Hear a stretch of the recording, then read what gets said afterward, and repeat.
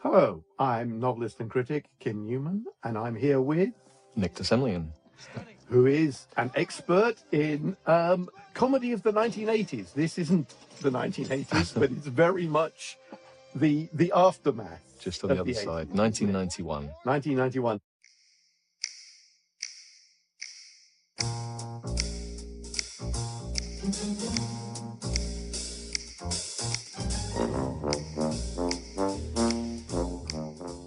A film by Maurice Phillips, not something you see very often.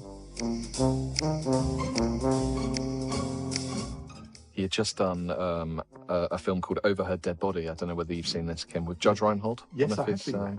Yeah. And Elizabeth Perkins. And I've seen The American Way or Riders on the Storm. That's the Dennis Hopper one. Yeah, which was made in Britain. And he's British. He's a British filmmaker. He started out doing pop videos and latterly has done or did British television. It was Poirot and Afterlife and tons of Silent Witness, yeah, stuff that in Britain we think of like the absolute backbone of television. I think he did it. I think he did some Max Headroom. So it was an interesting. Yeah, so he started in Britain and then went to Hollywood. Yeah, and came back. And we're looking at bits that we can definitely know that he did direct these scenes. He was the second director on this, replacing Peter Bogdanovich.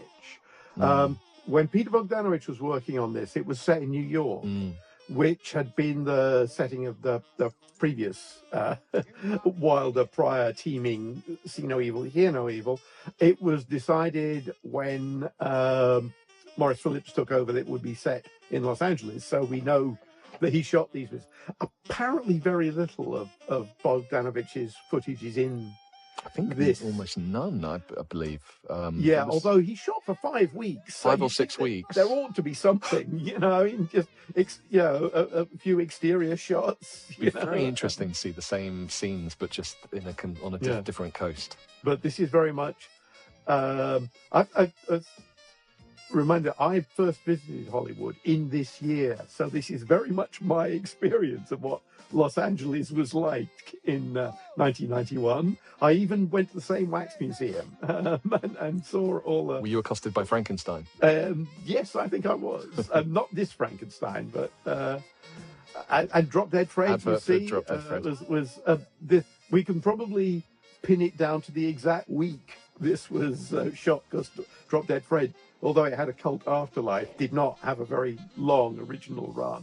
And Child's Play 2 as well was would be a triple bill. The hit of the time. And they were just on the Hollywood Walk of Fame. So only one of these guys has a Walk of Fame star. Only Richard Pryor. He got it in 1993, and Gene Wilder doesn't have one, which is a bit of a crime. Kind of wrong. I know, but when he died, they were asked the sort of commission, and they just said that his family had never applied for one, or he had never applied for one. Oh yes, because of course that's the thing that a lot of civilians don't realise. You have to ask to have a star on the Walk of Fame, and pay for it, and pay for its upkeep. Yeah. So that's the other thing. So this was it wasn't quite Gene Wilder's last acting gig, because he did television afterwards, but it's his last film, and he did say that he was much happier out of show business than in, although he lived for a good long while after this.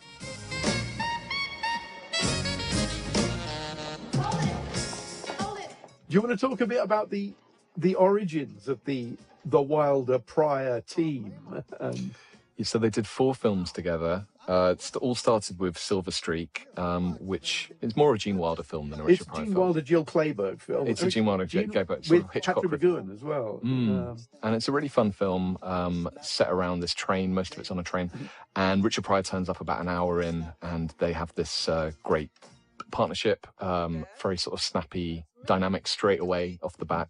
And then they came back, that was 1976, they came back together 4 years later in 1980 with Stir Crazy, directed by Sidney Poitier, which I always think is unusual choice for a comedy director. But Poitier had directed Pryor before. Was it Uptown Saturday Night? I mean, it's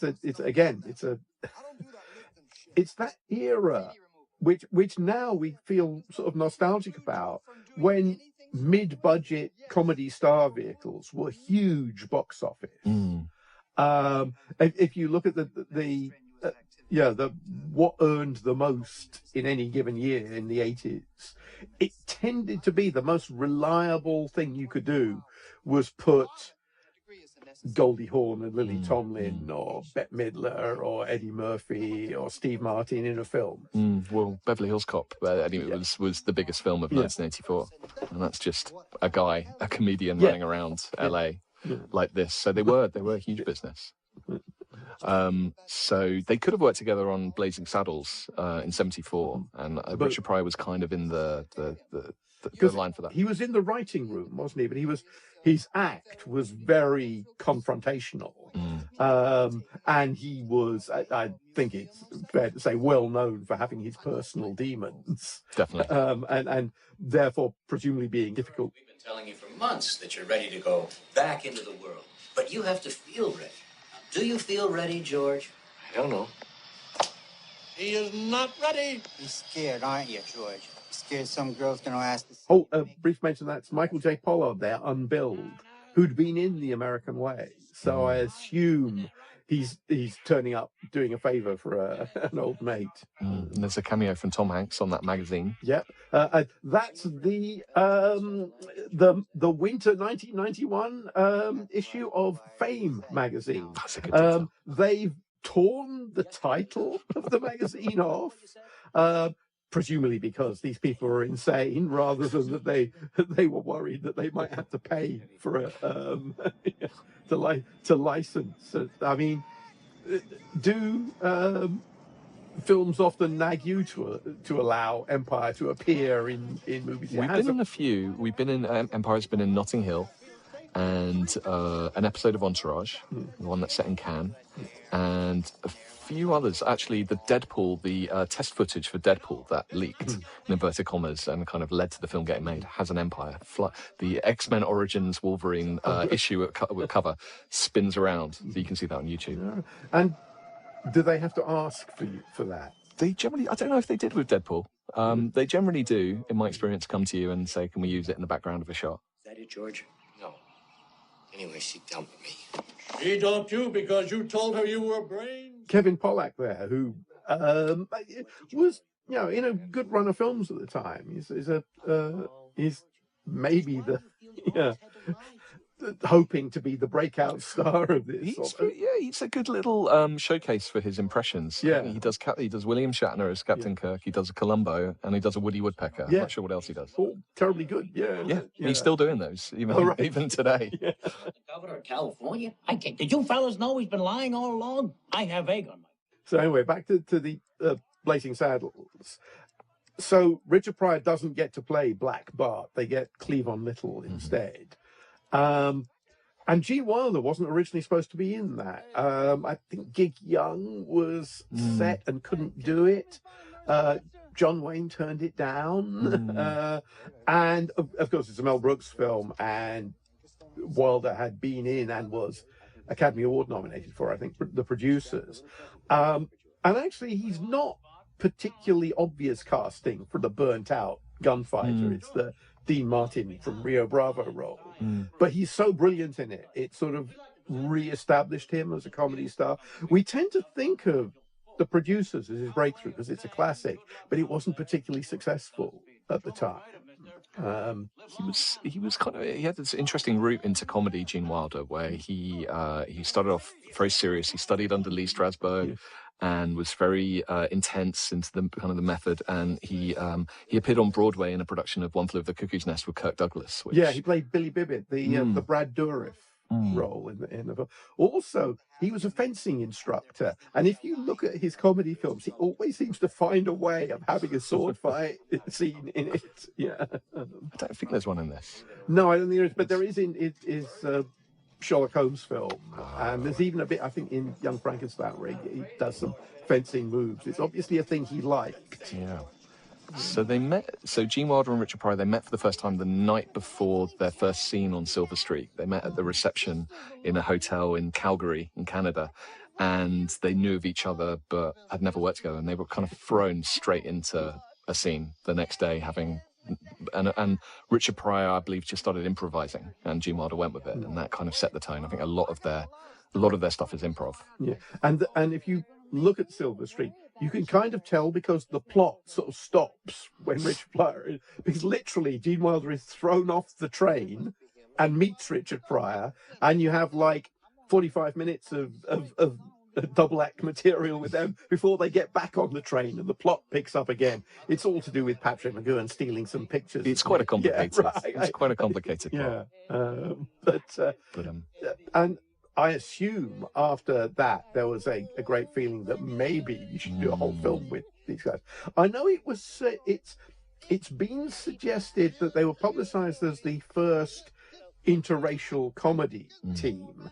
I think that's been revised to the first successful interracial comedy team, because Peter Lawford and Sammy Davis Jr. made a couple of films, Salt and Pepper and One More Time.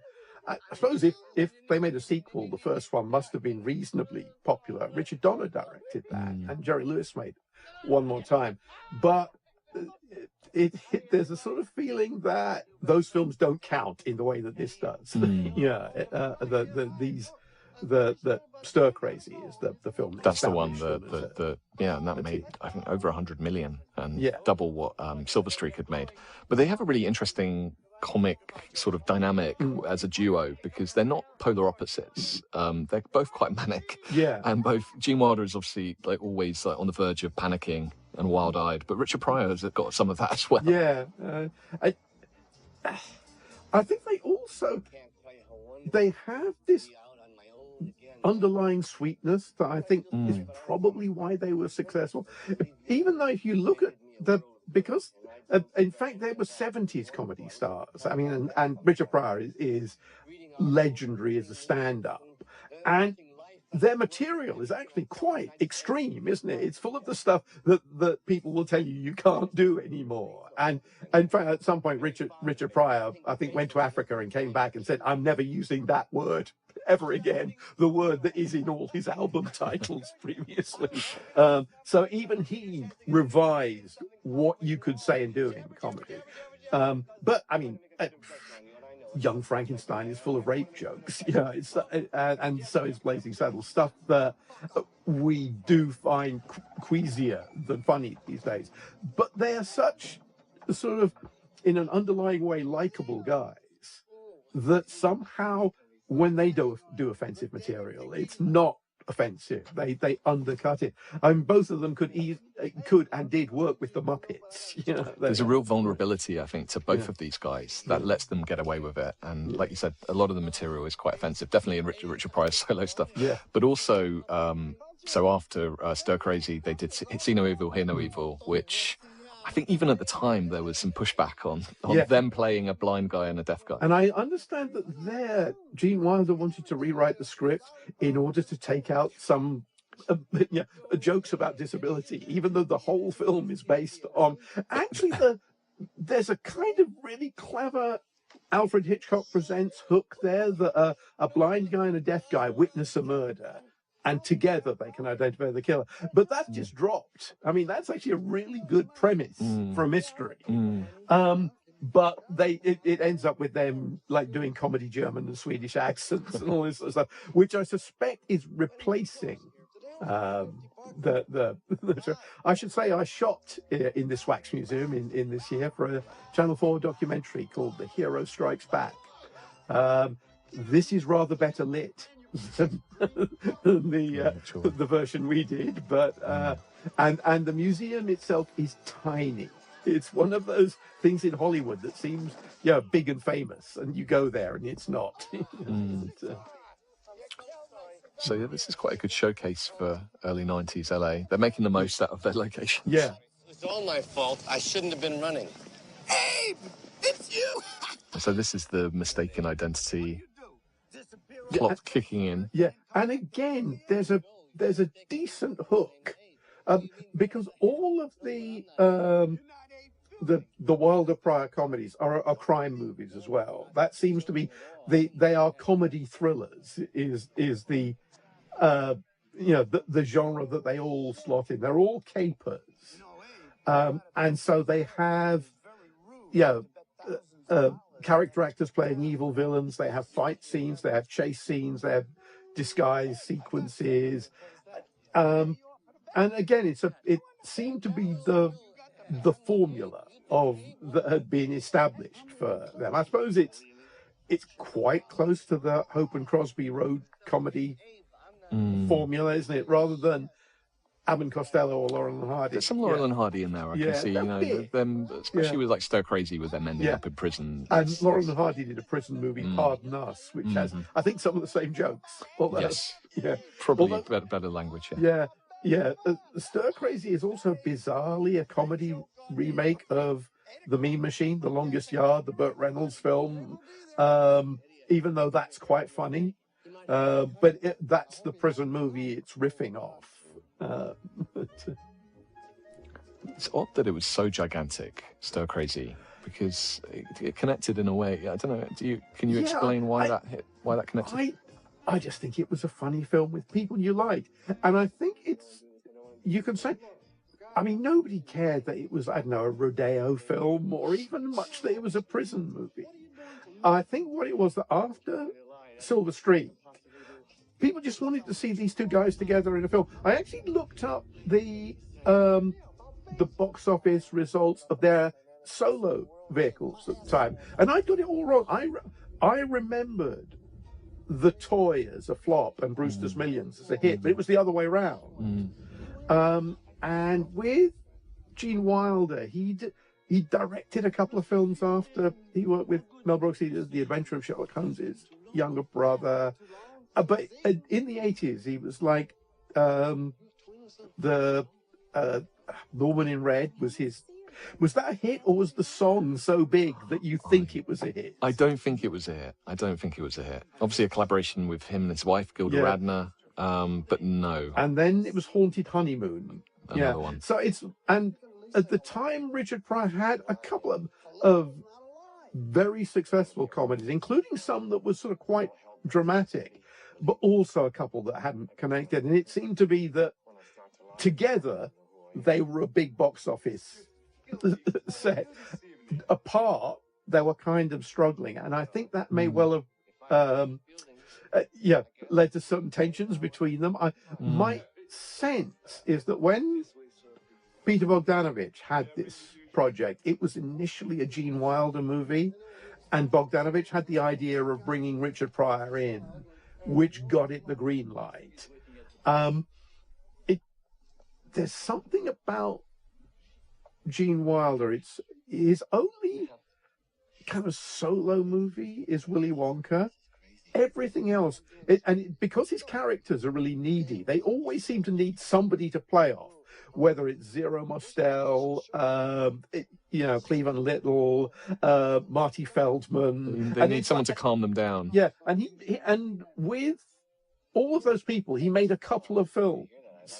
Gilda Radner, indeed, who was an enormous comic talent on her own, and it seemed to me that he probably had the thing that many geniuses in comedy double acts have, of sort of thinking that maybe they shouldn't be propped up by somebody else, but realize that they kind of. And Richard Pryor obviously isn't a sidekick. I mean, at this point, he's a bigger star, and certainly I think one of the reasons that Stir Crazy really connected is that it's a Sidney Poitier, Richard Pryor film.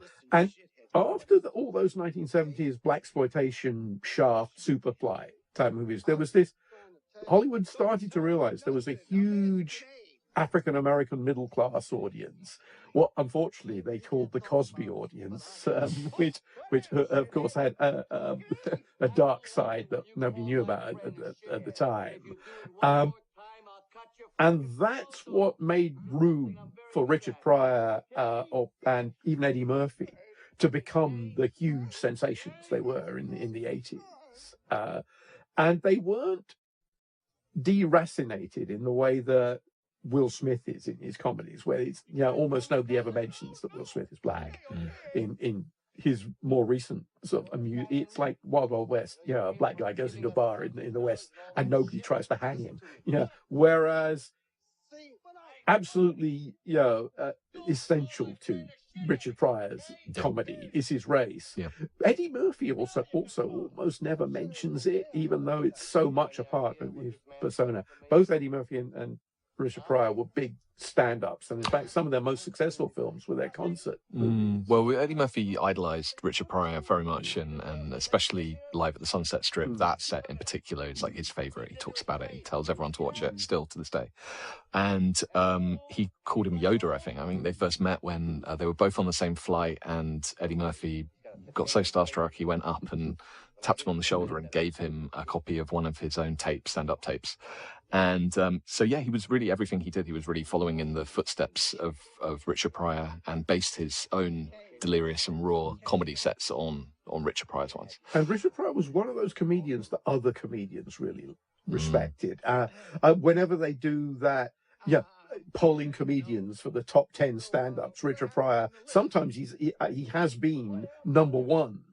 I think maybe he's fallen a little out of fashion now, but it's like, without Richard Pryor, you couldn't have Chris Rock. You couldn't have any of the subsequent African-American stand-ups. He was a rock and roll. He was, I think, slightly formed by what Bill Cosby had done beforehand. He is sort of the edgier Bill Cosby. Yeah, and you can see them playing tennis against each other in California Suite. That's right. The Neil Simon film, bizarrely. But yeah, you're right. He set the whole time. He was he had this rock and roll aura to him, but he also had such a wild, event-packed life that he could draw on all that. And do you want to tactfully go through his biography, which is astonishing? Well, the most famous one is obviously what happened in 1980. The reason that Trading Places is not a Richard Pryor, Gene Wilder film is because in pre-production it was intended to be. Richard Pryor set himself on fire intentionally, covered himself in rum. He was on the crack pipe at the time, and set himself on fire, ran down the street in LA, and ended up in hospital, where I believe his death was announced on the TV while he was watching it in hospital. But yeah, he did that. Amazing that he bounced back from that. Yeah, he was, major burns. That would have been, and you can.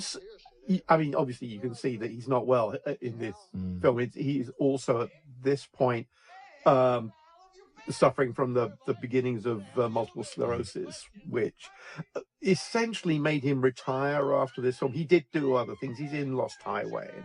He's sort of sitting down in a short scene. And there are a couple of other sort of cameo appearances or films in which he shows up, but obviously it has to be structured around his disability at that time. He was meant to do a voice role in Look Who's Talking Too, and he had to pull out of that because he wasn't actually well enough to do a voice role. So this was the beginning of the end, sadly. But he was in his prime. He had so much. You watch, and he would 2 years after that incident where he was set himself on fire, he was talking about it on a stand-up set and making it hilarious. Yeah. And so there was real pain in his. He had a lot of pain in his life, but he could channel that into his comedy. His attitude towards his film roles was always interesting. He was always quite disparaging. I think Silver Streak, a couple of days before it came out, he did a set in a nightclub where he said, he basically talked down the film, said, "I don't know why I made it. I've seen it," and I think his quote was, "I don't like the motherfucker." And so that wasn't great PR. But he was even with the Gene Wilder films, as loved as these films were, he wasn't particularly warm to Gene Wilder outside of their work, and they barely ever saw each other. I mean, Gene Wilder started out as essentially a serious actor. I mean, his first film performance is a really terrific, actually quite funny scene in Bonnie and Clyde, but it's also a sad scene. And actually, the producers, he got an Academy Award nomination for that because he is astonishing in it. But Richard Pryor had the chops of a serious dramatic actor as well. He's in Paul Schrader's Blue Collar, which I'm really good in it. Great in that. And there are various other. In fact, I wonder if Will Smith's pivot from comedy into serious drama is inspired by the way Richard Pryor would do like some kind of hero in there between the toy and Brewster's Millions. He would do more serious dramatic roles. But he still, again, I think there was a sort of sense that coming back to this, the comedy stuff, as it were, kept everything going for him. And comedians are very needy people. They sort of they need an audience, and I do get a sense that both Gene Wilder and Richard Pryor kept coming back to the stuff they knew they could do when maybe they could have stretched a bit more. I don't think Gene Wilder ever did a serious role again. I think that's true. And yet he could have done. I think that's absolutely true. I'm actually surprised there's only 4 collaborations. When I think of those two, you kind of think there's 10 or 12 of these movies, but actually there's only 4, and really 3 proper ones. Silver Streak is, as you say, Jill Clayburgh, more than Richard Pryor. We've just seen the guy with the moustache in this dinner scene, by the way, is Phil Rubenstein, who Tango and Cash fans will recognise as one of the prison wardens. There we go. And I think we may have missed a cameo by Maurice Phillips in a film by Maurice Phillips as the waiter. I think he's the guy who welcomes them in. So this film was written by Ziggy Steinberg. Who I remember for Porky's Revenge, of course, and The Jerk 2. The Jerk 2, starring Mark Blankfield, replacing Steve Martin.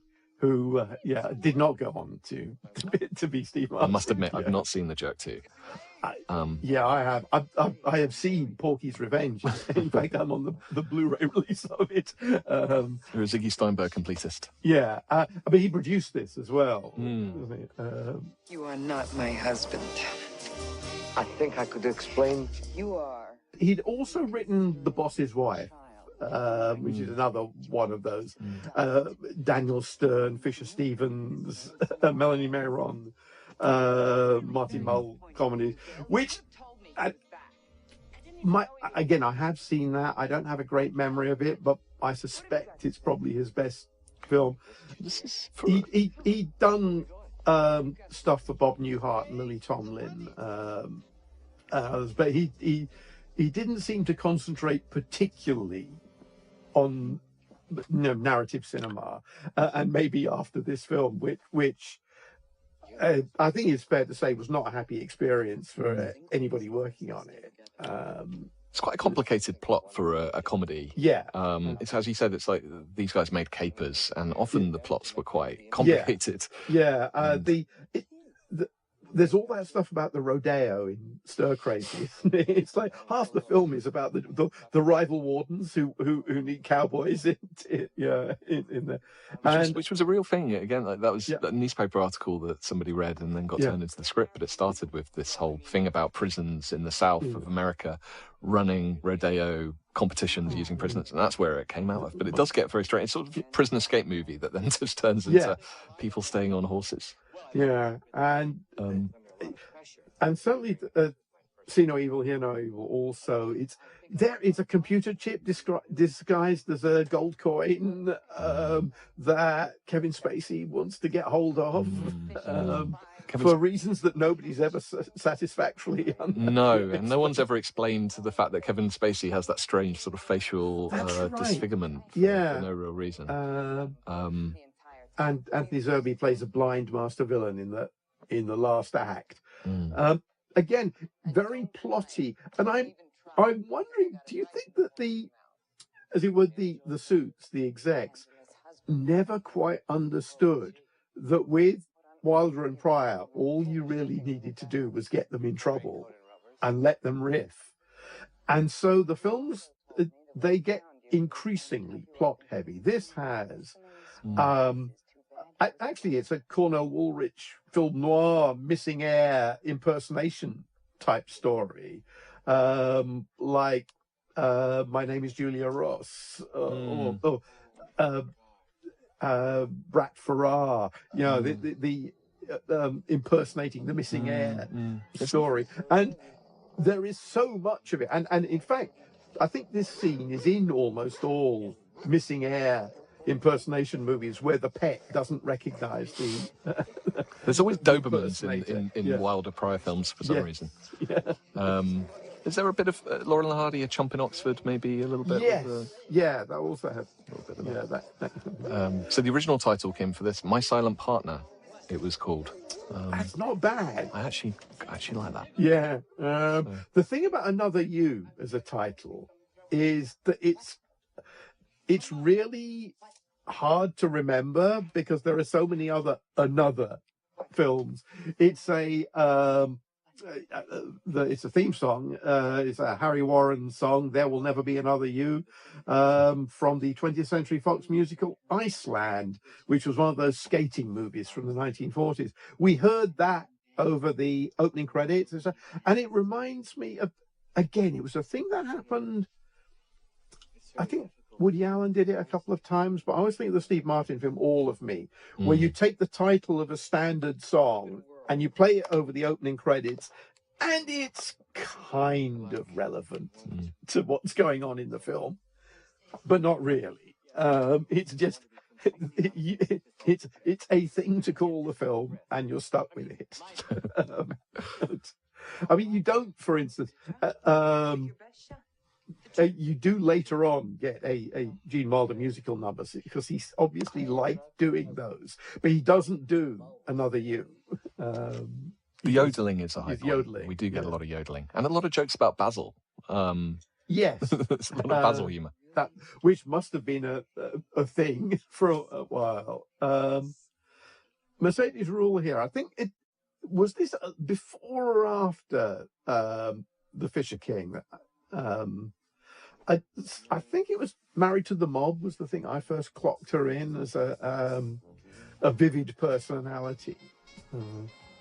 But she had a vogue as a comic leading lady around the time. I mean, actually, it's kind of a poison chalice being the romantic lead in a film where the basic relationship is between the two male stars, isn't it? I mean, Vanessa Williams is in this as well, in that sort of way that quite often films with male double acts have to include girlfriends to take away the possibility that they might be gay. Even Mr. Laurel and Mr. Hardy had wives, who didn't want them to go to that convention and all that. And Bing and Bob competed over Dorothy Lamour. I don't think in any of their films they compete over a woman. They tend to have separate love interests. That's true. That's true. No, Richard Pryor doesn't have a love interest in Silver Streak. Yeah, because there he's a guest star rather than. So, Stir Crazy has one of the wildest behind-the-scenes stories of anything I've heard. I mean, mostly due to Richard Pryor, how he was kind of acting out. He was doing a lot of drugs at the time. There was like more and more demands as they went along. And then they shot in an actual prison in Arizona which Richard Pryor talks about in Live on the Sunset Strip, the fact they just threw them in with a load of murderers and rapists. And they were apparently, by all accounts, just both terrified. Yeah. But the things that works for the film. It's got some real edge. Yeah. And I think obviously Sidney Poitier was the strongest director they had. Arthur Hiller, who directed Silver Streak and See No Evil, Hear No Evil. He's one of those solid guys. He actually directed a lot of hit films, but you'd be hard-pressed to think of him having a personality. Yeah, I mean, he did Love Story and The Hospital as sort of back-to-back.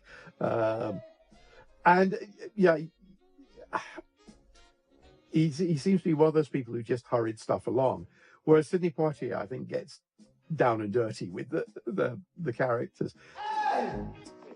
Eddie. No, Eddie, I knew you'd don't me. touch I knew me. you'd... Hey, Oh, no, don't come on. touch Just me. a little. Just let me hold your No, hand. don't touch me.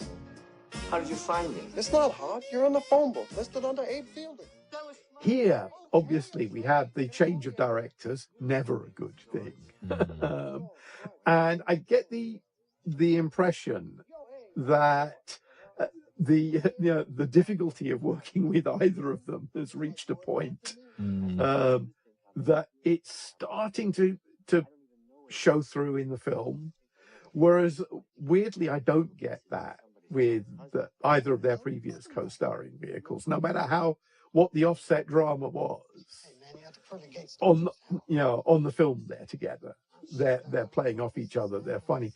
Here, maybe because Pryor is unwell, and maybe because the script was written for Gene Wilder, there seems to be a bit more tension between them. There's a bit of a detachment you can feel. Yeah, and also they are antagonists. In the earlier films, they're bickering, but they're on the same side.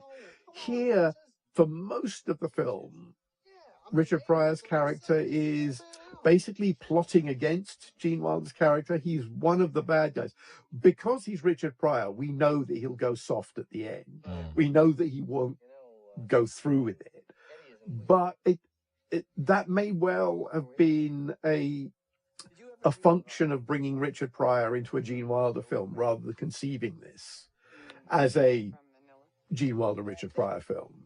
That they needed a bit of tension between those two characters to make it work dramatically. But they should, to make it work for the audience, they have to be friends. They have to, and it's, I think, only in the very last scene, which we'll talk about when we get to it, that you get a sense of them as a comedy team, and that we're supposed to feel an affection for comedy teams. We want our comedy teams to be together. Yeah, it's like we accept that.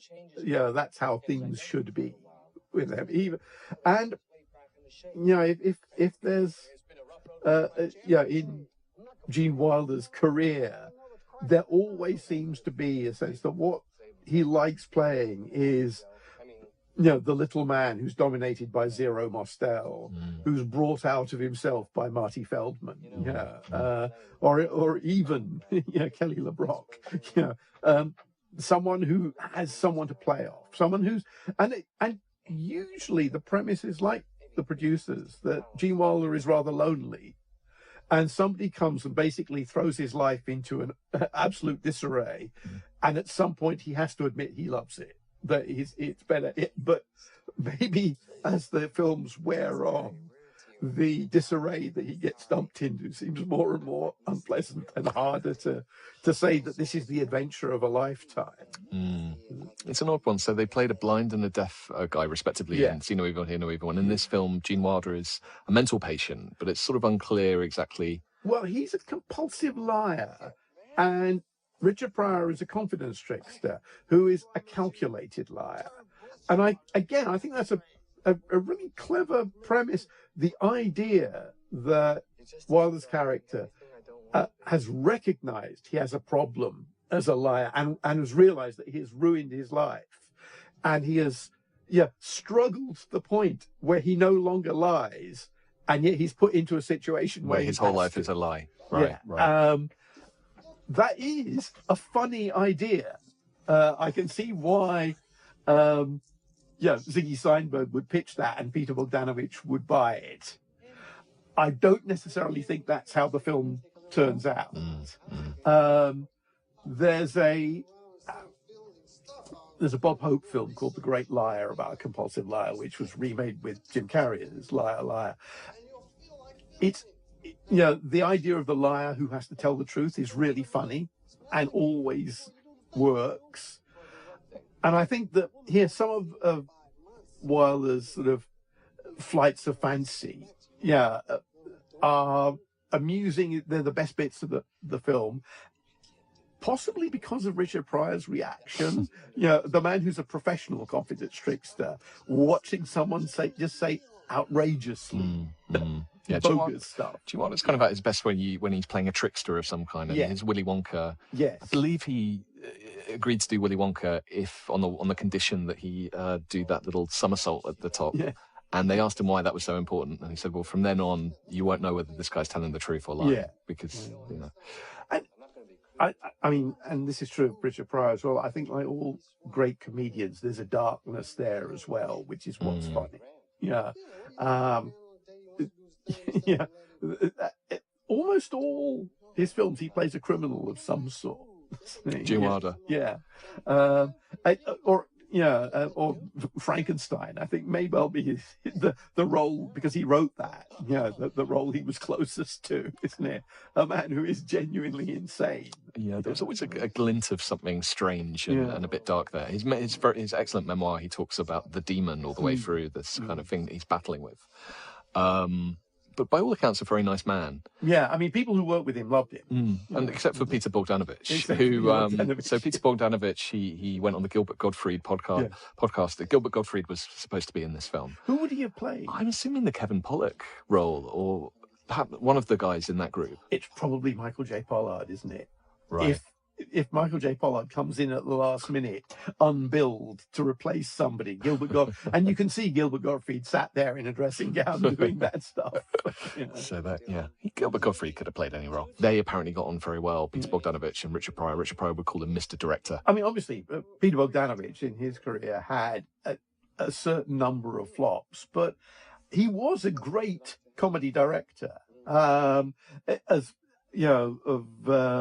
What's Up Doc, or even as late as like Noises Off, he does hectic comedy very well. Yeah, he is.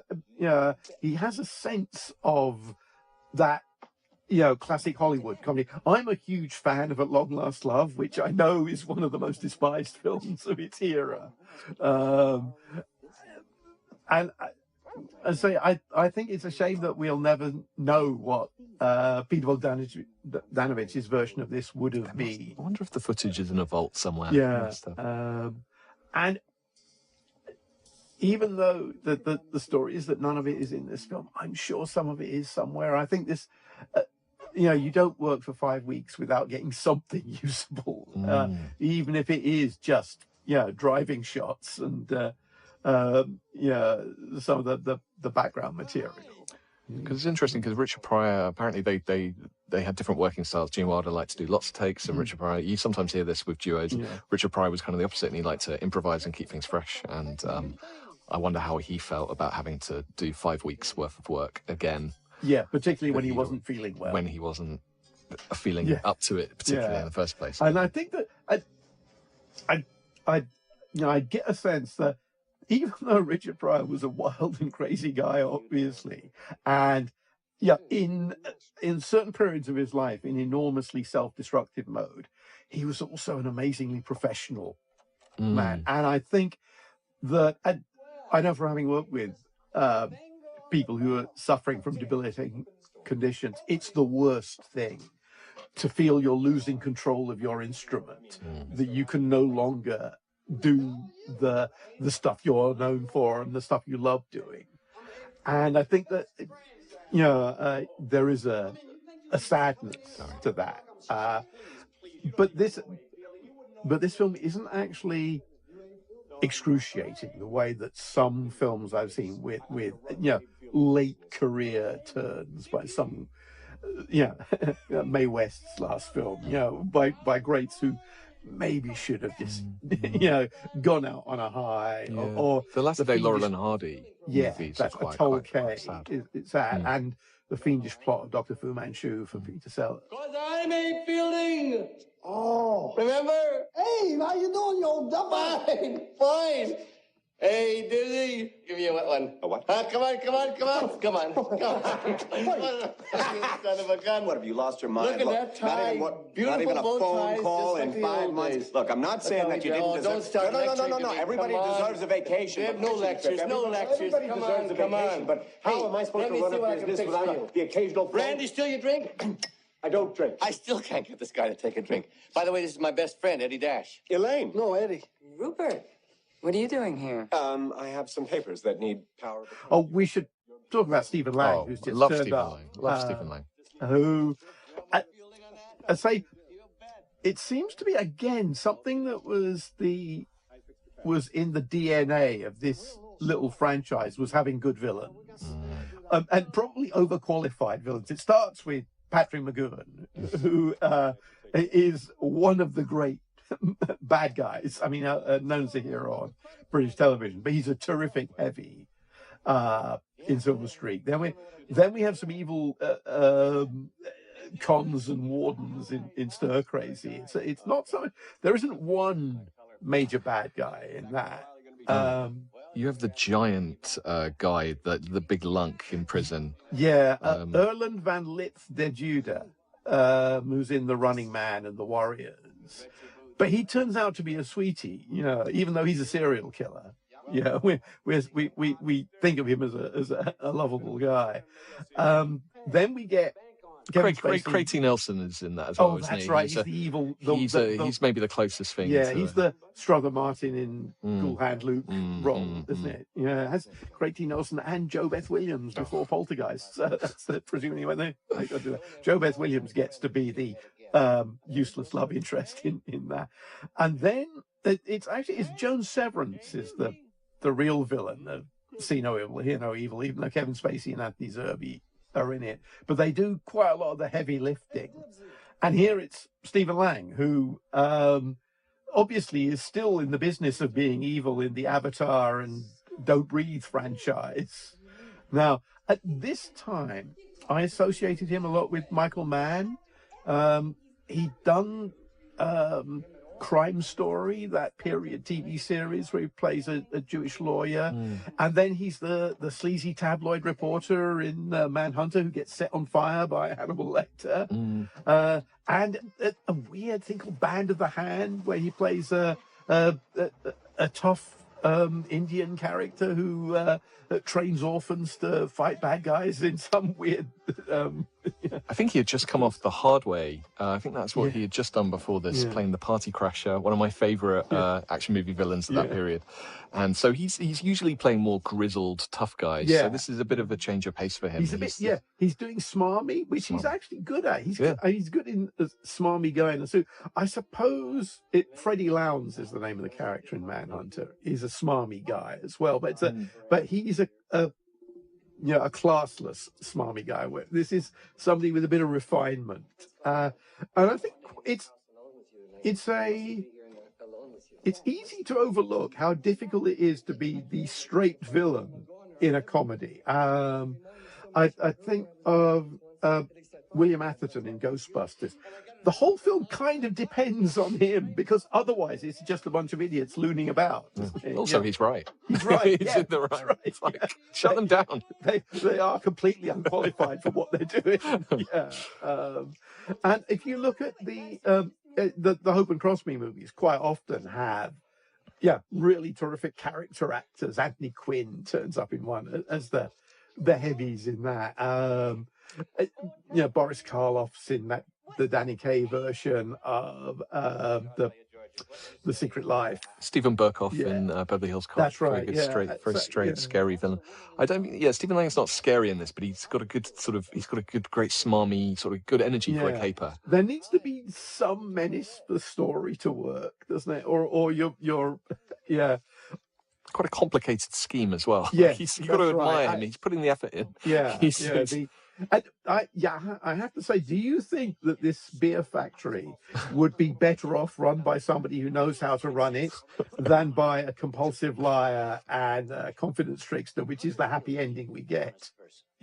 There are a few beer factories around. Because he immediately puts everybody's wages up. So presumably they go out of business about 2 months after the end of this film. So he has a point as well. Yeah. He's right. Yeah. There were a few beer factory films. This Strange Brew. That's right, yeah.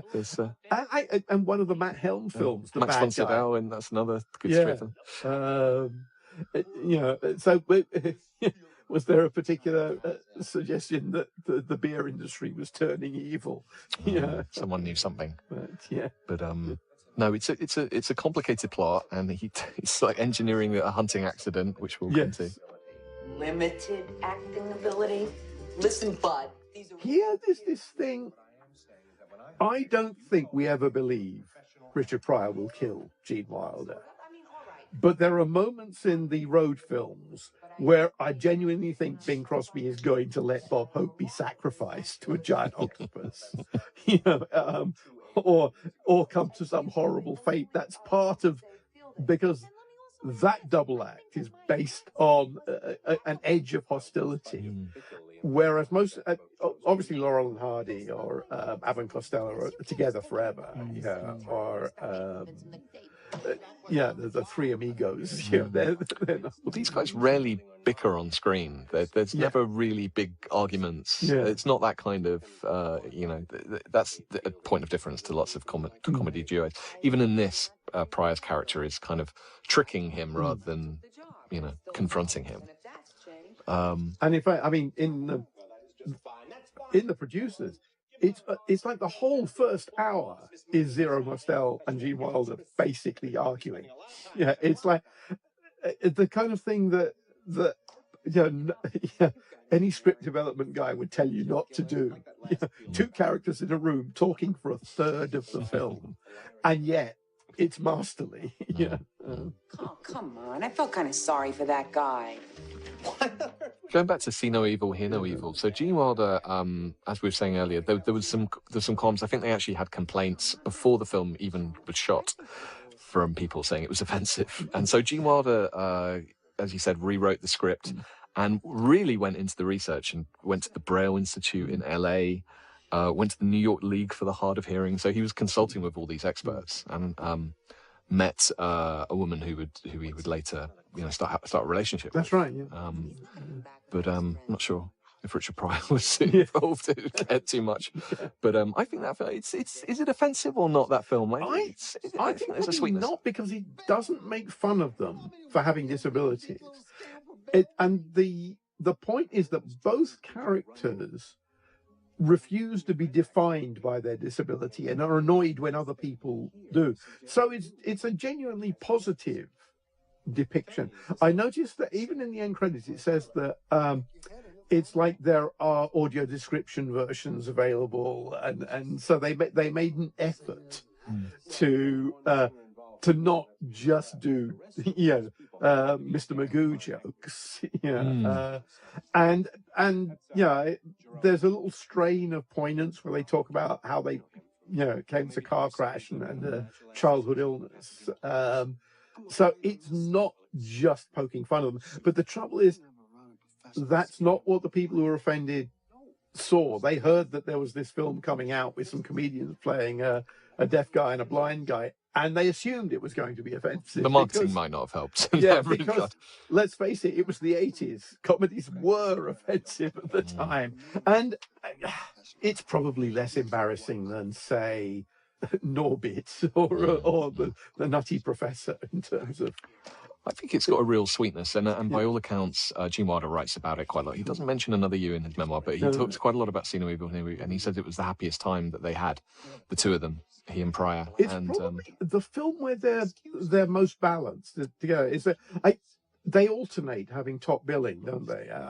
But you sort of wonder, is that their agents arguing rather than...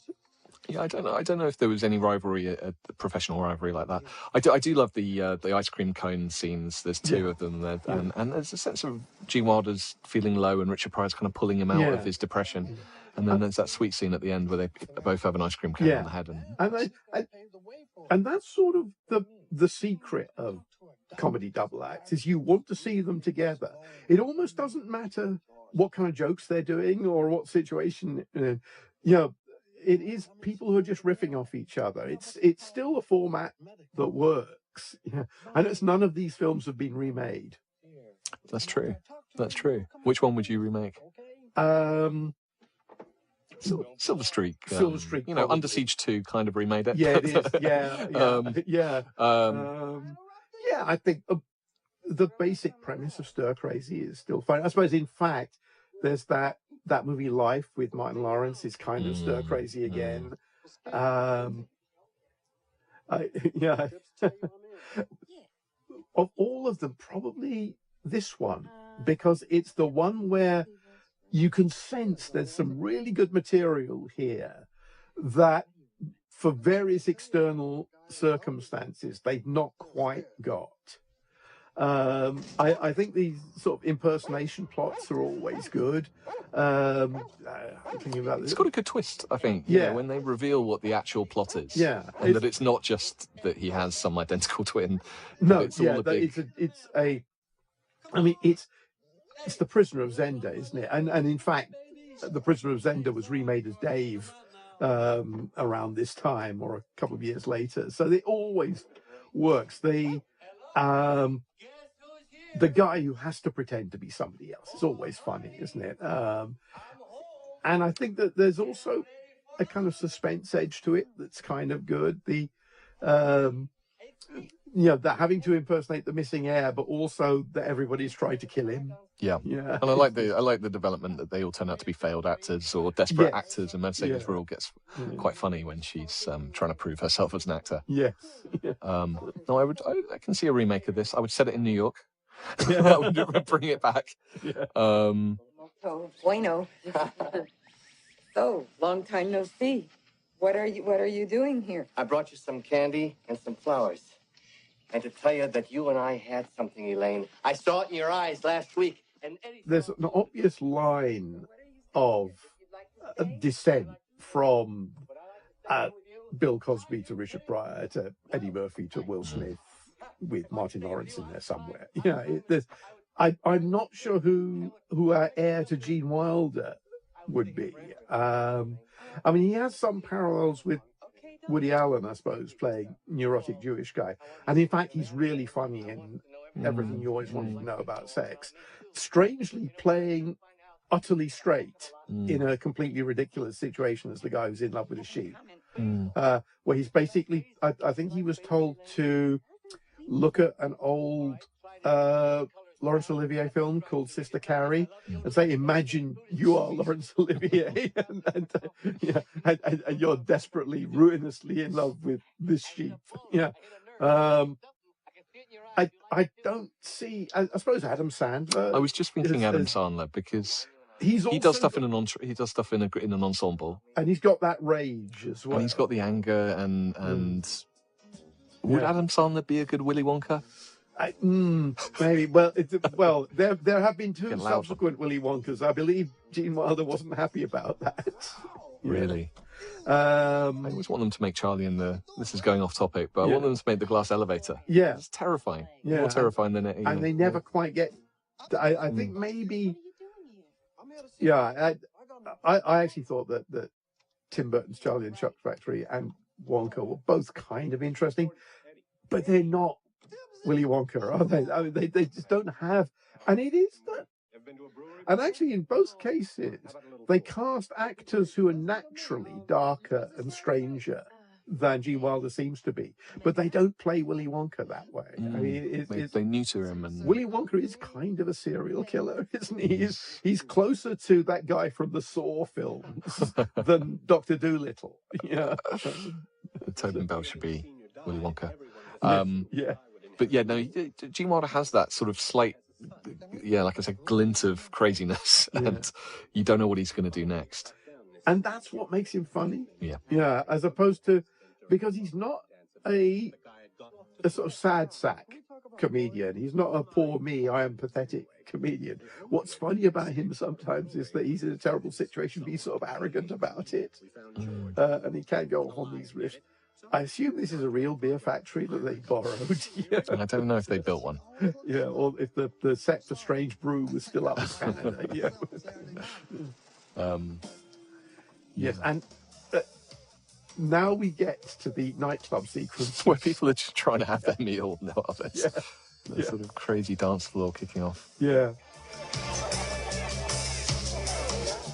And this is a very early 90s scene. Yeah. In terms of this frame. And actually, it's one thing I've noticed about this movie, which differs from the earlier ones, is that Stir Crazy and See No Evil, Hear No Evil, they have scenes in like lap dancing clubs with topless dancers and a lot of profanity and kind of general sort of not PG level. Yeah, it's like they are crazy comedies, but they're not for kids. In fact, now you sort of think, actually, that spoils it a bit. They could take that stuff out and kids would love these films. Kids probably still love the films with all the lap dancing and the swearing. That's probably why they love them. Well, I remember getting yanked out of the cinema. My dad took my brother and I to see No Evil, Hear No Evil. Oh, right. And there was a moment where it was like, right, next bad language that comes, we're leaving. So you're sitting there tense, and then there's that interplay with like, any last requests, any chance for a fuck? And we were yanked out of them. But they could work without that stuff, but the edge kind of makes them a Richard Pryor comedy. But it's something that that disappeared from this level of comedy sometime in the 90s, wasn't it? That it's like even the Touchstone, the Disney comedies of the 80s and 90s have a kind of slightly seamy edge. They have lots of sex jokes. Even Splash had that's right, which they've now sort of pixeled over. But... Yes, A Lesbian No More is John Candy's letter to Penthouse. There was an edge. I mean, it sort of obviously coming from the 70s, but then travelled over into the 80s. And you look at the original Ghostbusters, and there's some pretty off-colour stuff in that. But so who else did Richard Pryor work with in terms of those comedy legends? He worked with John Candy. And, by all accounts, didn't get on. I spoke to Walter Hill about it, and he said that he didn't like John Candy. He was trying his best to strike up a friendship, but Richard Pryor would go and sit on his own and on the soundstage. That was the period where there were like Richard Pryor solo comedy vehicles were big hits. Of course, he's in Superman 3, isn't he? Which is one of those things that I really like Superman 3, but I'm not sure I like Richard Pryor in it. But from what I've read, he got paid more than Christopher Reeve. I think he got paid $4 million, and Christopher Reeve got paid $3 million to play Superman, which is insane. I don't know if he's adding $4 million worth of value. But... And Christopher Reeve had to play 3 parts, counting Clark Kent. Get a better agent. That's Richard Pryor's agent. So then he did Harlem Nights with Eddie Murphy. Eddie Murphy directed that. And I don't know about you. I saw that when it came out, and I've not looked at it again since. It was one of those really personal projects that did not connect with audiences. But I remember it being quite lavish, and it's a sort of period recreation. It's expensive. They spent a lot on the sets, and the sets are probably the best part. It's not funny. Right. I revisited it pretty recently, and it's not funny, but it's great costumes, great sets. But Richard Pryor, from some accounts, didn't get on with Eddie Murphy, was jealous of him at that point because Eddie Murphy had gone from the young pup to overshadowing him and blowing up on the level. I can see that probably. Did Richard Pryor regret losing Trading Places? I mean, I do think that a Gene Wilder, Richard Pryor Trading Places would have been a different film, but it might actually have been as successful. Could have been. Yeah. Considering the track record they had, it's still a really funny script. I think at that time, John Landis was like a stronger director of comedy than anybody that this team had worked with. I can see it working. I think the Eddie Murphy, it was obviously like one of those star-making performances for him, and he had so much energy. And I don't know if Richard Pryor was there at that point in terms of like he needed it. He threw himself out. I tell you what, Richard Pryor could never have played a cop. Richard Pryor in Beverly Hills Cop. That I would watch. I would be very intrigued. That's interesting. But he hasn't got a lot of energy. I don't know whether it was the health stuff was starting. That was 1989, so only a couple of years before this. But he's just kind of there. He's in a couple of things that the world is closed over. Holy Moses, with Dudley Moore as the man who thinks he's Moses, which was kind of a riff on Oh God, which had been a big hit, or maybe The Life of Brian, but a lot of mistaken identity. Yeah, right. That's right. And In God We Trust with the dollar sign as playing God in that. But there's this run of Bustin' Loose, Some Kind of Hero, The Toy. Brewster's Millions, Critical Condition, Moving. These were all, up and down, but they were all reliable money makers at a time when Richard Pryor was a bankable star. He's in Superman 3 because it was a thought that would make it a more successful film. And I think there was a calculatedness to it. And I think Brewster's Millions, I think they were definitely looking at Trading Places and trying to replicate that. It was very deliberate, maybe cynical, and it didn't do what Trading Places did. So you're right, there might have been an element of him looking at that, going, that should have been me, and trying to pull it off. But then again, probably Although in the 80s, Bill Cosby was very successful, but he may well have been looking at Richard Pryor's movies and thinking, I could be doing those. Yeah, because Cosby's film career in the 80s was like Leonard Part 6 and Ghost Dad, which are high on the list of disastrous vehicles for people who are big on television. And of course his later career overshadowed by Scandal, but it's hard to, because of that, it's hard to remember how influential Cosby was on everybody at the time, and he was the figure so many other black comedians looked to. And I suppose now, do you think that Chris Rock or Kevin Hart are looking at Richard Pryor or Eddie Murphy as their progenitor? Probably Eddie Murphy, just for box office receipts, because I mean he made Richard Pryor very successful, but I think Eddie Murphy came along and that was another level. Yeah, the swagger and the Although, box office king. But then, of course, Eddie Murphy had bigger flops as well. In fact, Harlem Nights is one of them. But was it Pluto Nash is still the biggest money loser? I'm sure something has come along. So I think that in Sean, wasn't it? That film that Sun Myung Moon financed lost more money. But in terms of role models, I mean, Richard Pryor, what he did that Eddie Murphy didn't was the drama, the crossover between the drama and the comedy. Because I don't think Eddie Murphy's done a blue collar. Occasionally done it, but he's not. I think he could. I mean, he's a good actor. He did stuff like Dolomite, which is a biopic, and there's still a very funny film though. It is. It's an amusing movie. He's not done like an Uncut Gems, the equivalent of what Adam's done. And he did that. It's sort of unfortunate in Vampire in Brooklyn. Somebody else is the comedy relief, and Eddie Murphy is kind of playing it straight in that. He very deliberately in the 90s tried to move away from comedy, and there was the famous edict that was laid down on Beverly Hills Cop 3, no jokes, and this is not a comedy anymore, when they were already shooting it, and the director and writer were like, right, okay. But he was very much like, I'm going to try being serious, which all of that, you look at these comedy stars and over and over again, that they wanted to... Bill Murray made The Razor's Edge. Right, and would only do Ghostbusters if they would do that and fly him to Asia. But Richard Pryor, right from the beginning, was doing it and doing it brilliantly. And Blue Collar, even though, again, a very, very, traumatic...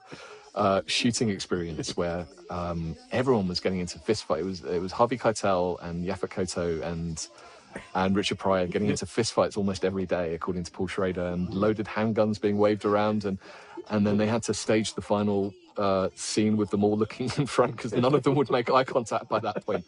And so, I would watch a fictionalization of any of these Richard Pryor movies, but. That's Vincent Schiavelli there, one of the most recognisable character actors of the period, playing a comedy dentist in this... you can't beat a bit of nitrous oxide comedy. It does. That is basically, I think, did W.C. Fields do that joke first? I know, but it's been around a long time, isn't it? I think Norman Wisdom had that routine, and certainly Bob Hope did it a couple of times. So, Is that something they still do? Is that when was the last time? When was the last time there was a good dentist? Laughing gas comedy scene. But probably Little Shop of Horrors. But although that was before this. Maybe the greatest movie dentist, Steve Martin. Or Corbin Burnson in The Dentist. Or indeed Laurence Olivier, Marathon Man. Good point. And that seems to be the... Does he ride a motorbike? No. Yes, that's true. Man is just trying to reassure you. And we're back to the plot now. Still, it's unspooling. And bless him, Stephen Lang is really going for this, isn't he? It's sort of... he must know that his scenes in this film are the bits between the stuff everybody's there for. But he isn't just letting out, which weirdly Kevin Spacey does in See No Evil, Hear No Evil. He puts on a British accent for no apparent reason. He's trying, but otherwise, essentially lets Joan Severance do all the heavy lifting. Very true. But then again, there is a possibility. I know that on Beverly Hills Cop, Stephen Burkoff did a lot of comedy improv that isn't in the film, because obviously Eddie Murphy was there when they were editing it. Some comedians don't like it when other people are funny in their films. I don't think Gene Wilder was one of them, because he quite often made ensemble comedies. It's like in Young Frankenstein, he's absolutely the center of the film, but he generously lets everybody else get laughs. He's almost technically the straight man, although he's a funny character. But the way he lets Madeline Kahn or Marty Feldman or Terry Garr sort of come in and get comedy scenes for Peter Boyle, that's not something you see with some comedians who insist on being the only funny thing in. That might have come from his training at the Actors Studio and starting out doing those sort of ensemble, productions, and he started in theatre. Whereas maybe it was difficult for Richard Pryor, who started out doing stand-up in nightclubs, and he was on his own, and suddenly you're thrown in, and when that's how you start, it's the spotlight's on you, and you've got to carry the whole thing. Maybe it's odd to suddenly be working and sharing that. But for instance, Gene Wilder seems to be the one on these films who, if there was a problem, wanted to rewrite the script. Richard Pryor doesn't seem to have done any of that. No. Well, I think he would kind of come along and he would have ideas on the day. So I think he was contributing to them. And he's obviously he's a writer on Blazing Saddles, but I don't think he has many script credits. I don't know whether he's actually credited for See No Evil, Hear No Evil. I presume so, because... Yes, he is. But you're right, because he did some pretty comprehensive stuff to it. To know is if you see anything that looks like poison ivy, don't wipe your ass with it.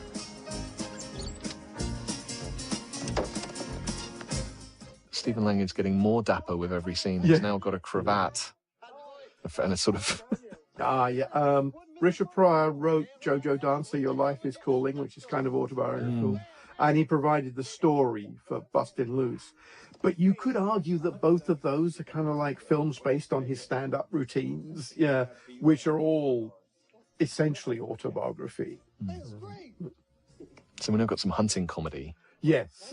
Again, always from dental comedy to hunting comedy. And of course there's a bear. Yes. I don't know if it's Bart the bear. No, it doesn't look big enough to be Bart. Bart the bear was obviously the one from The Great Outdoors. Yeah. Menaces John Candy and Dan Aykroyd. And it was in The Edge. I've got to say, according to the IMDb, the bear is Lucky, who has no other credits.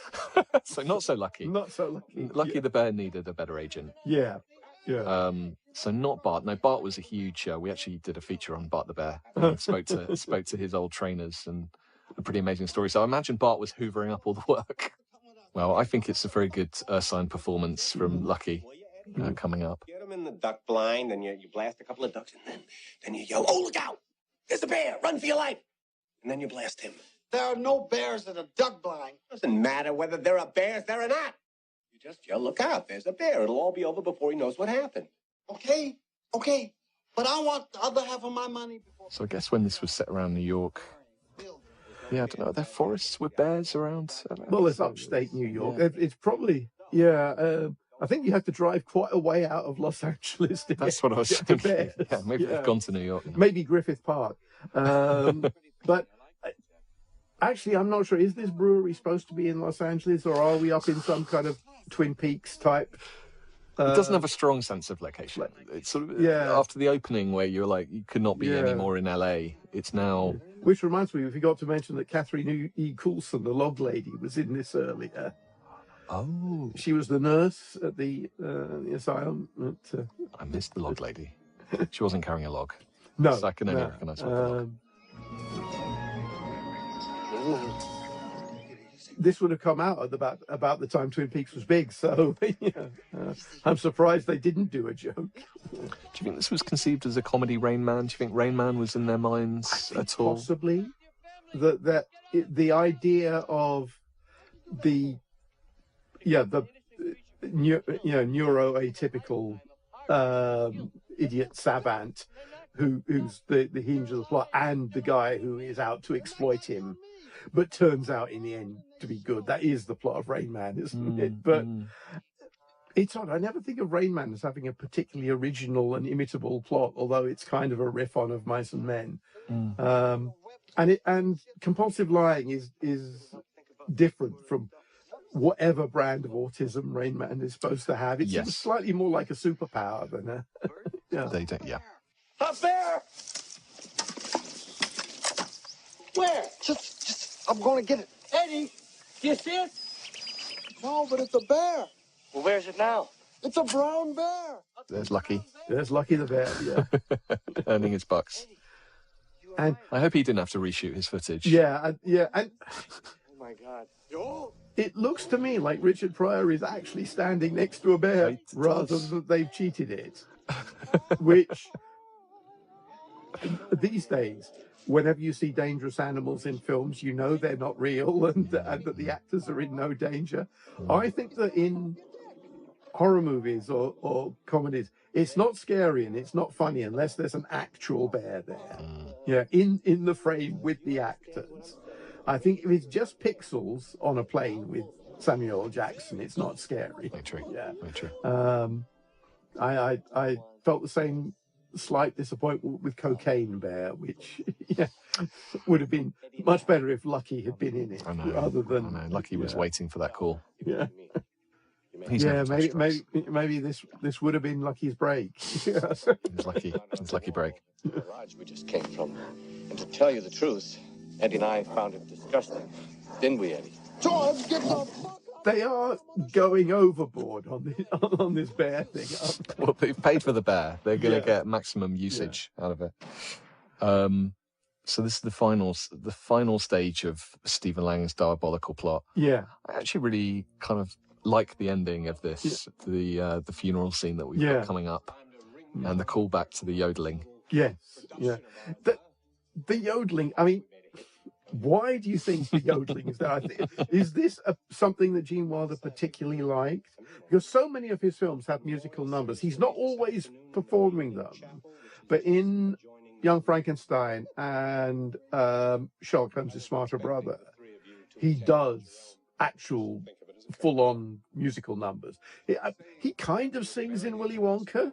I'm not sure if that counts as singing, but it's slightly more singing than Rex Harrison does, isn't it?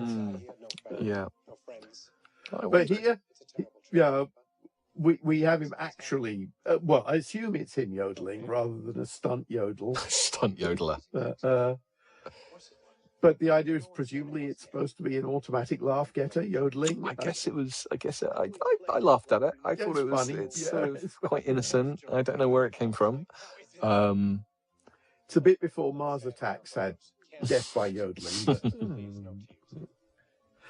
these actors playing actors are. It's an amusing idea and setup. And Stephen Lang has a lot of costume changes in this movie. I mean, he's in a different outfit every single time. Bravo! Bravissimo! So we have is the funeral happening in the beer factory? Yes. Well, yeah.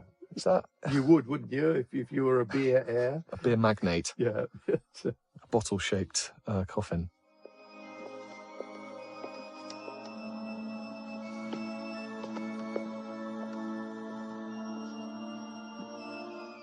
Yeah, and this is a pretty decent final twist. A yodel from beyond the grave. I'm assuming that nobody in the audience thought that he was really dead. I mean, there's always one. Yeah. They haven't torn that magazine cover off. No, so presumably they could get the rights to that. I don't know TV radio album. They knew a guy there. Yeah. So it's odd that this is Gene Wilder's final. You said he did TV, and I think he did a voiceover for something or narrated something. Was because he did a couple of. I mean, didn't get an Emmy for a TV guest appearance for something late in his career, Will and Grace. Right. And he did a couple of TV movies. Murder in a Small Town was one, which they're kind of like Only Murders in the Building. They're sort of whodunits with a theatre director who solves crimes. in a sort of like, so obviously he was sticking with that comedy thriller thing. He did have a sitcom, Something Wilder. Oh, that's good. Which it was 1994. So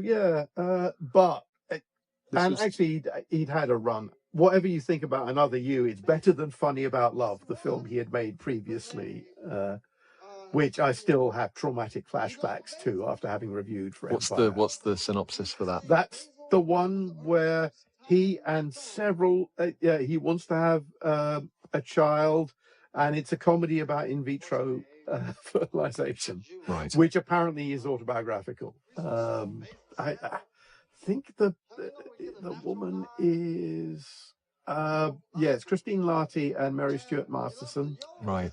And it was directed by Leonard Nimoy back when people thought Leonard Nimoy was a great comedy director.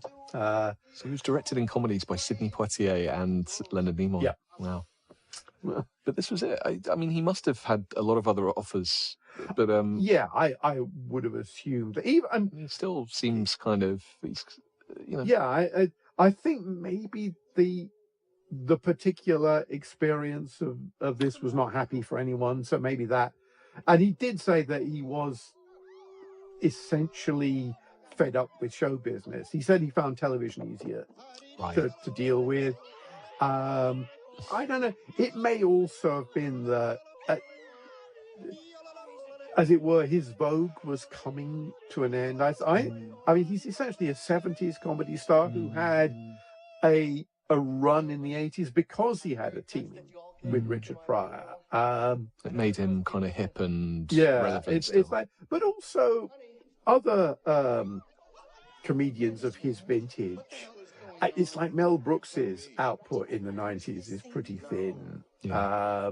Even Steve Martin had a what we might call a bad patch. They were all there was a whole wave of comedy stars in the early 90s. Even the SNL guy, the Saturday Night Live guys, who came out and after Richard Pryor and Gene Wilder and were like the cooler younger versions. And Steve Martin as well, or Martin Short. They all did this thing of they had a couple of iffy films and some flops. They took a long rest. They did other stuff. I mean, Steve Martin did some serious films. And then they came back as much loved elder statesmen and had third act revivals. And Gene Wilder just seemed not interested in doing that. I'm sure he could have, come back. I mean, maybe he didn't want to come back and be a cameo in a Dana Carvey movie. But maybe his performances seem very high energy. Like they seem to take a lot. He's throwing everything he has into every role. So maybe it was just exhausting for him. Because I mean, as people say, there is an enormous cost to being a comedian, isn't there? I mean, the number of comedians who have severe dependency or mental health issues. And I mean, Wilder was one of those comedians who is in analysis all his life.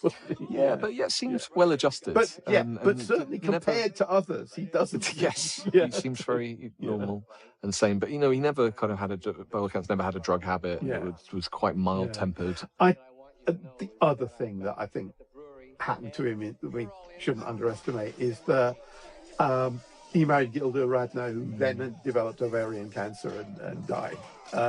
He wrote actually a very good book about that. But I think perhaps he made a couple of films with her that I don't really like. Haunted Honeymoon, which I ought to like more than I do. And I wonder if it's her illness casts a bit of a pall over it. Gilda Radner is another one of those Saturday Night Live enormous should have been in a parallel universe. She would have got bigger breaks, and she's phenomenal. And I suspect, as it were, her early death probably took a lot out of Gene Wilder. And it's like the thing. I think I always get the sense that he made films with people he just liked being around, and it was fun being with Zero Mostel or Marty Feldman, who also died young. Mel Brooks, he's one of those comedians who seems to have friends as opposed to an entourage, which I think you're right. He probably just enjoyed the work. And then when that stopped being fun, he just went, I'm out. Yeah. And just went. For instance, it could have been the Four Amigos. He could have fit into that really easily. He's a little older than that trio, but they are essentially the kind of comedian he is. I mean, I think if anybody, probably in fact Martin Short was the successor to Gene Wilder, wasn't he? Good thought, he also had that manic sort of edge, barely and suppressed slightly sort dangerous, of panic. Yes, but sort of childlike and likable. Yes, that's actually a really good comparison. It's really good. And maybe Martin Short was getting all the gigs. Listen, George.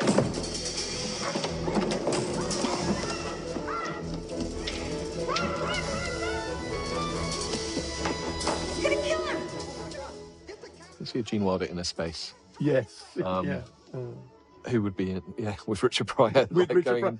Again, it works, doesn't it? You can see there are a whole bunch of comedies that you can think, this would have worked as a Gene Wilder, Richard Pryor film. In fact, In a Space, actually, All of Me would probably work as well, wouldn't it? Which was done with Steve Martin and Lily Tomlin. But the premise kind of works. The Great Outdoors. Great Outdoors, Spies Like Us. So, And it seems, I suppose, the other sort of double act of this era was John Belushi and Dan Aykroyd, also, broken up early by the and another straight-laced, and so, but that seems to be like an 80s formula, an 80s format. It's something that was funny at the time, or was always funny, but was appealing at the time. It seemed to work. Kind of the straight guy and the wild guy. But the straight guy is himself quite weird. Yes, and I suppose the Bad Boys films have a bit of that, although Martin Lawrence and Will Smith don't really map onto. It's a bit more sort of alpha male. They're a bit more slick. And, you can't imagine the camera like panning slowly around Gene Wilder while he stands in the Miami street. And neither of and actually this is a thing that I think is probably admirable. Neither of them would have been happy playing cops. There's something still counterculture about them. They quite often play criminals. They always play sort of disreputable people. I can't think. I suppose Willy Wonka is in charge of something, but that's about it. He shouldn't be. He shouldn't be. The format of these comedians, and it is. When did comedians start being comfortable playing authority figures? Good point. That was a very 90s thing. I think the 80s was still kicking back against the man. But it's, I remember Eddie Murphy plays a diplomat in a film, and it gets the sort of those kind of things. But you're right; these guys were always on the run, or they're misunderstood. Yeah, and it's and the same is true of Bing and Bob. It's like the thing is that we want our heroes to be against the world. Because that means that their bond is stronger. You can see that transformation happening in Beverly Hills Cop between 1 and 2, where Eddie Murphy is the scrappy underdog in the first one, and then in the second one he's the, he's the god. He's the sports car, and he's got the swagger, which isn't funny. It's like you hire Tony Scott to direct your comedy, which is a sort of funny idea in the first place. You get great sunsets, but it won't be that funny. Yes, that's right. And fluttering doves. Oh yeah. Don't do anything stupid. We're pissing in tall garden.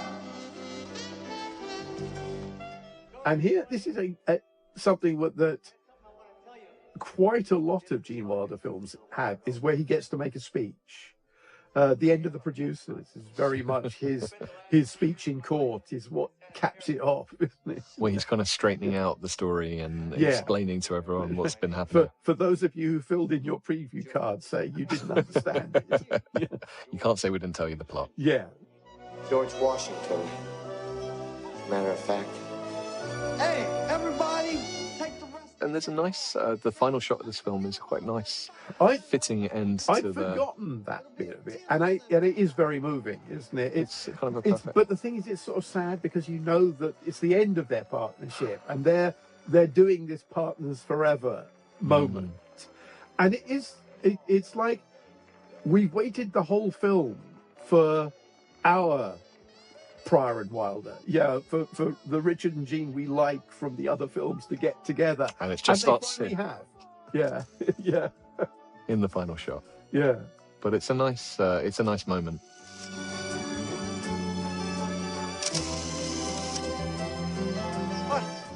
And it's strange how, two actors who are not really warm to each other, you see it a lot of times.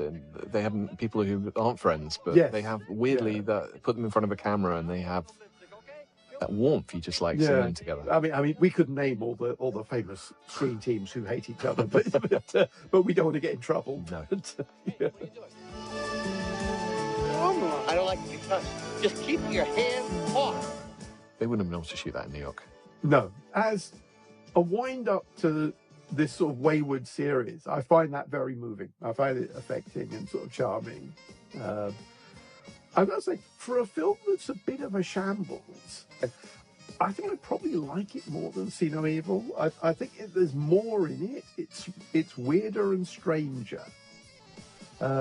And it's got Stephen Lang. It's got more bears. Yeah, more bears. And Mercedes Rule. And let's go. And there should have been more Mercedes Rule movies, I think.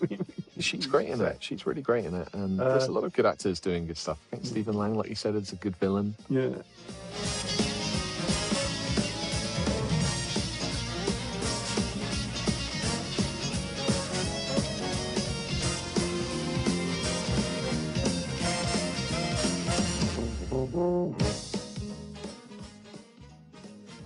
There's Lucky with his own credit at the end. Yes. I didn't get a character name, but... No, but just the bear. Yeah.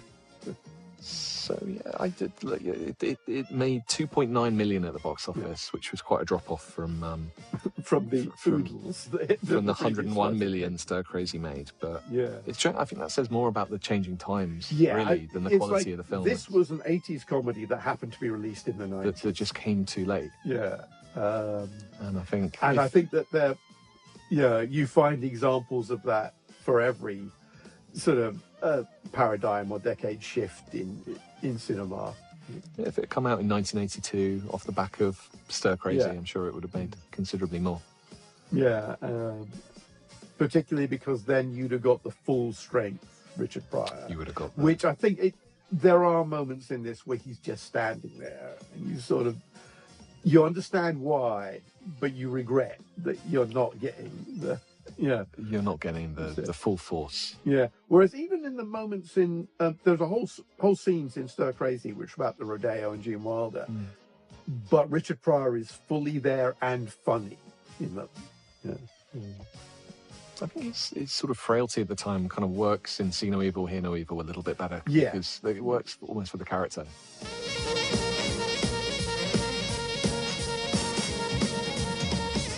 Two different yodeling instructors. And four different animal trainers. I don't believe Ruth Fuglistaller. Yeah. I need to know where the yodeling came from. Yeah. And that was another year. Special thanks to the Pepsi Cola company. I wonder if that's the factory. The brewery must be. Yeah.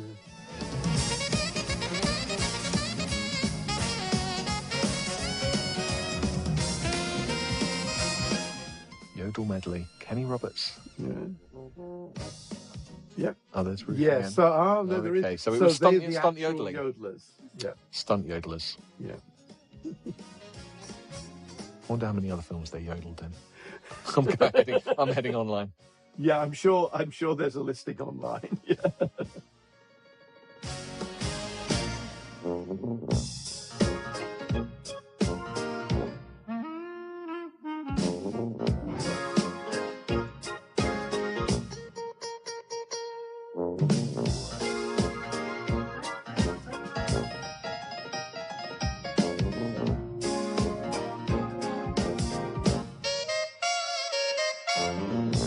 don't ever call my friend a shithead again, okay?